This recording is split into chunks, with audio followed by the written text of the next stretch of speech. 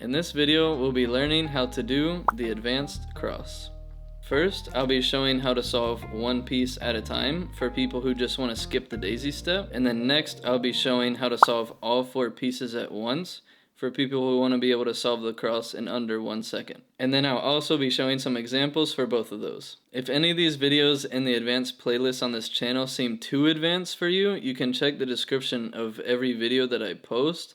I have a link to all the videos that I learned this information from. So they might be able to break it down in a different way that you might understand better. So I just want to give that tip in case you want to check out other channels. So you already know the daisy cases, but instead of solving them to the yellow, we'll be solving them down to the white side to go straight to the cross. So you still want to keep yellow on top and white on the bottom like always, but instead of solving them up, we're solving them down. So for example, for these 2 cases, instead of going up, we'll be going down. So you would just bring it straight down to the white. Same if it's on the left side, straight down to the white. So if you're not looking at the white and they're on the side, you could do it from this direction too. So you could just move it with an F move with your finger, or you could use your finger in the back to solve that one down to the white side. And the last example for these 2 cases would be if they're in the back and you're not looking at them, but it's the same idea, you just move them down to the white side. The next 2 cases would be if they're in the top and the bottom facing out, and it's just like the daisy where you want to turn them sideways, so it creates these 2 cases again.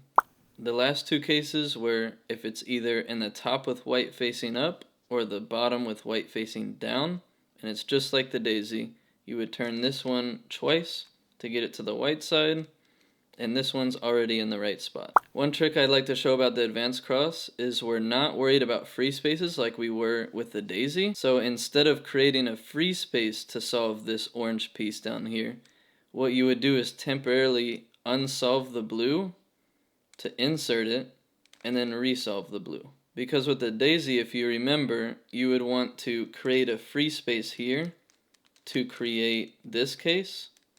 Then you need a free space here to insert the orange. So again, what we'll be doing with the advanced cross is just temporarily unsolve the blue to create this case, solve the orange, solve the blue.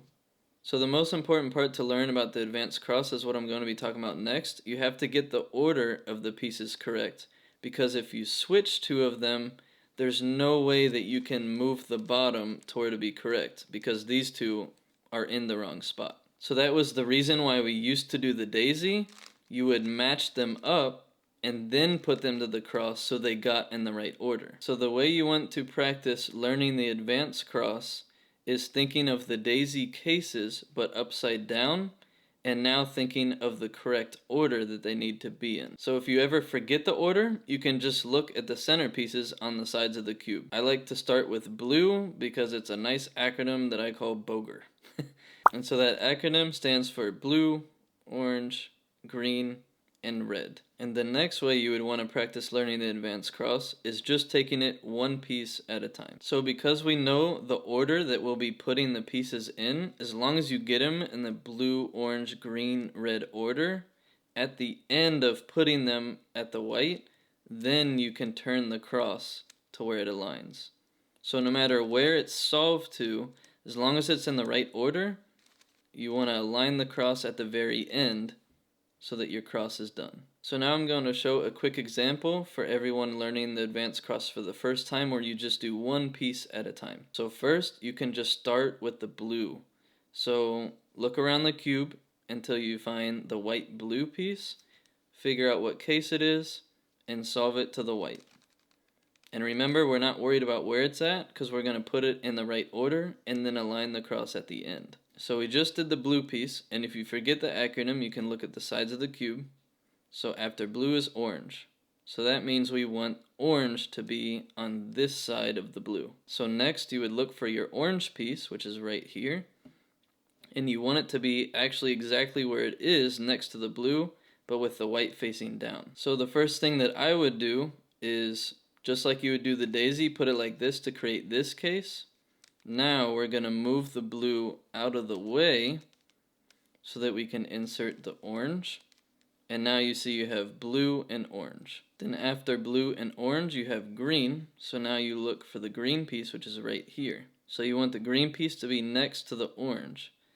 So what I would do is move the orange right here so that you can insert the green right next to it. So now we did blue, orange, green, and red is our last color. So look for the red white piece, which happens to be right here, and we want it on this side of the green. So remember what I said before, we're not going to worry about free spaces. I'm going to create this case, insert red, then resolve green. So now all of the cross pieces are in order, and all I have to do is align the cross at the end. And that is the advanced cross. If this is your first time doing the advanced cross, I would just suggest to practice what we just learned and do one piece at a time. But for those of you who want to get better at the advanced cross and plan out how to solve all 4 pieces in under a second, that is what I'm going to teach next. So when you're planning all 4 pieces, you have to track where the pieces end up with every move that you do. So if you watch different cubers solve the cross, you might have 3 cubers that solve the cross completely different. So I'm just going to show you in a couple examples and how I would solve them. So the first thing I see is blue is ready to be inserted to the white, but I'm noticing that orange is next to it but wrong.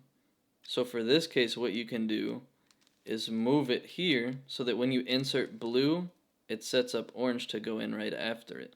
So if we're tracking those moves in our head, we would see that next, once we insert the orange, it will lift green to the top, and then we can move orange out of the way to insert the green. But if you look where the red piece is, when you move the green not all the way to white but just here, you can put the red right here so that when you insert green, it sets up the red, so you can immediately insert that one. So if you were to track all of that in your head and then solve it, it would look like this.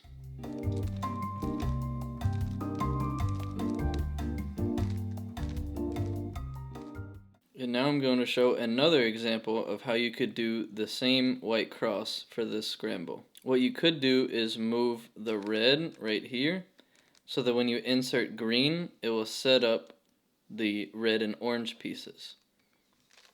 Then when you solve them, that will put the blue into the top. So you would misalign the bottom, insert blue, then realign your cross. So if you tracked all of that and then went to solve it, it would look like this.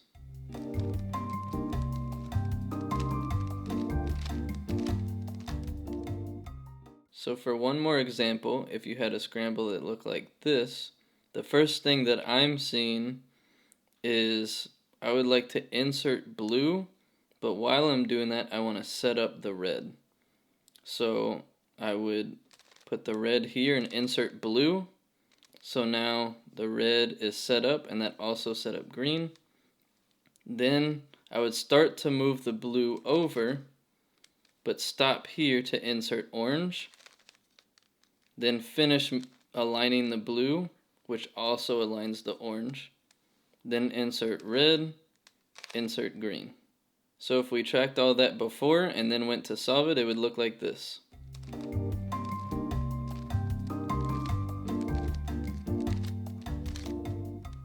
So if this is your first time learning how to track pieces, you'll definitely want to start with just planning out 2 first. You wouldn't want to plan out 4.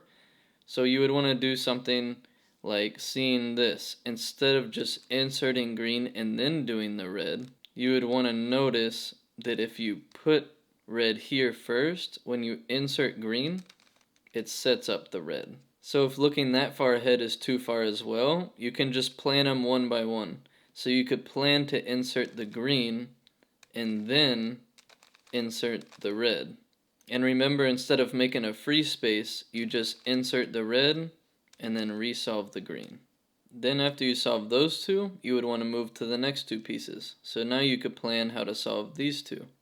So as you can see, blue's already set up. So you could insert blue, misalign the cross, insert orange, then realign the cross. And remember, you always want to solve them ignoring these pieces, just making sure they're in the right order, and then at the very end, you align the cross. Tracking pieces and learning how to solve the advanced cross is something that's very challenging in the beginning, but as you start planning 2, then 3, then 4, it eventually becomes second nature, and you might see a couple ways to solve it. You just have to choose which one feels the most comfortable for you.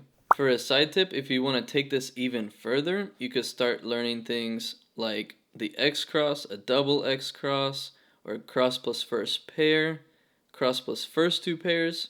There's all different types of stuff you can learn to where you're solving more than just a cross and you're planning 6 to 8 pieces. Eventually I'll be teaching those videos, but for now you can find those kinds of videos in that playlist that I mentioned earlier that's linked in the description. So that is a theory on how to solve the advanced cross and how to track pieces, but if you're still struggling with this, I would suggest watching example cross solves. That was very helpful for me when I started learning because I started seeing little tricks that I never thought of before. So that is how you solve the advanced cross. I hope you enjoyed. Thank you so much for watching, and I'll see you on the next video.